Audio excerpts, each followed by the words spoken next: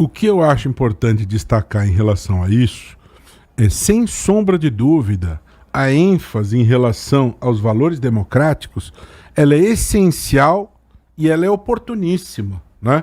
Porque nos termos da Constituição, Pedro, Vanessa, Oséias, ouvintes da Rádio Bandeirantes, o Ministério Público é defensor do regime democrático, defensor da ordem jurídica, defensor dos direitos individuais, indisponíveis, difusos e coletivos, né? Então, quando você fala em defesa do regime democrático, cabe ao Ministério Público promover essa defesa. Aliás, sábado foi o Dia Internacional da Democracia, né? Portanto, esse pronunciamento de Raquel Dodge no final aí do seu mandato como Procuradora-Geral da República é absolutamente oportuno. E a fala de Celso de Mello, que aliás eu não sei se todos os ouvintes sabem, mas ele é oriundo do Ministério Público do Estado de São Paulo, foi promotor em São Paulo, esta ênfase falando sobre a missão constitucional do Ministério Público. Causou incômodo a muitas pessoas que acompanham esta agenda o fato do presidente ter feito referências à dama do jogo de xadrez, vamos escolher um dos nossos, né?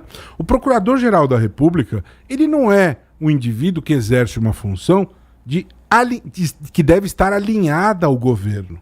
Foi-se o tempo em que o Ministério Público era órgão jurídico de defesa do governo.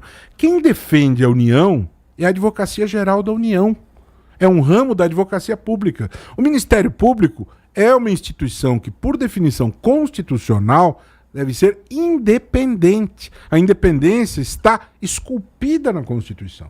Então não tem sentido você ter atrelamento, subserviência ou qualquer tipo de obediência ao chefe do Executivo. Até porque, é bom lembrar, usando a figuração do jogo de xadrez, segundo o presidente é o rei, o Procurador-Geral da República é a dama e o Ministro da Justiça é a torre, né? Só que o Ministro da Justiça é demissível a qualquer tempo. O Procurador-Geral da República é detentor de mandato.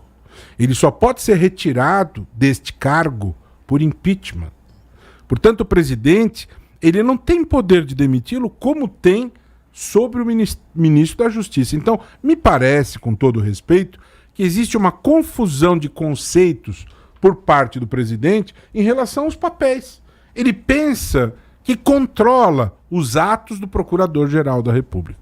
Agora, por outro lado, fechando esse comentário, é bom relembrar que o procurador Augusto Aras, ainda que o presidente possa fazer isso constitucionalmente, ele não se apresentou como candidato, não debateu as suas ideias sobre o Ministério Público Federal, não se dispôs a ser escrutinado pelos seus pares. Ele foi buscar a nomeação em reuniões fora da agenda presidencial, reuniões oficiosas, né? E aí, lógico que fica um ponto de interrogação. Que tipo de oferta poderia ter sido feita em troca da indicação, né?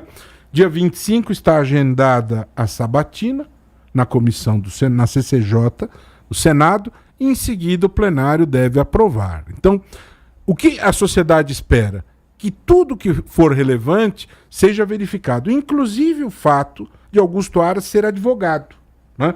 Ele ingressou no Ministério Público antes da Constituição e ele advoga. Ou seja, o cliente dele de hoje pode ser investigado pelo Ministério Público amanhã, né? Então, há uma questão muito grave, muito séria, que é a questão, Oséias, do conflito de interesses. O Procurador-Geral da República é uma figura que tem que estar acima desses conflitos. Será que é positivo para a sociedade termos o chefe que comanda o Ministério Público da União que seja advogado ao mesmo tempo que exerce as funções do Ministério Público? Tudo isso é muito complicado, né? Portanto, esse pronunciamento de Raquel Dodge, enaltecendo os valores da democracia, e de Celso de Mello, enaltecendo a independência constitucional do Ministério Público, são de extrema relevância e devem ser nortes da arguição na sabatina que será feita a Augusto Aras.